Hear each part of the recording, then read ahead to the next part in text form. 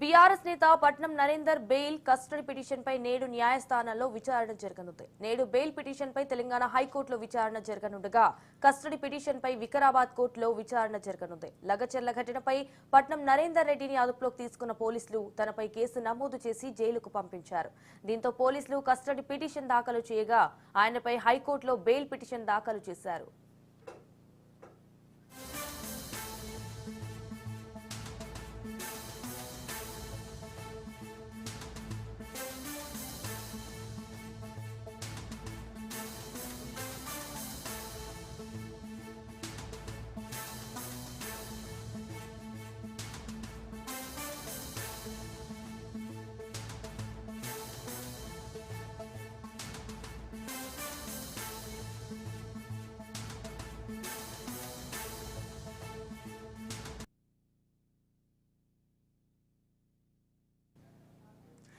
BRS నేత Patnam Narender bail custody petition పై నేడు న్యాయస్థానాల్లో విచారణ జరగనుంది. నేడు బెయిల్ పిటిషన్ పై తెలంగాణ హైకోర్టులో విచారణ జరగనుండగా కస్టడీ పిటిషన్ పై వికారాబాద్ కోర్టులో విచారణ జరగనుంది. లగచర్ల ఘటనపై పట్నం నరేందర్ ని అదుపులోకి తీసుకున్న పోలీసులు తనపై కేసు నమోదు చేసి జైలుకు పంపించారు.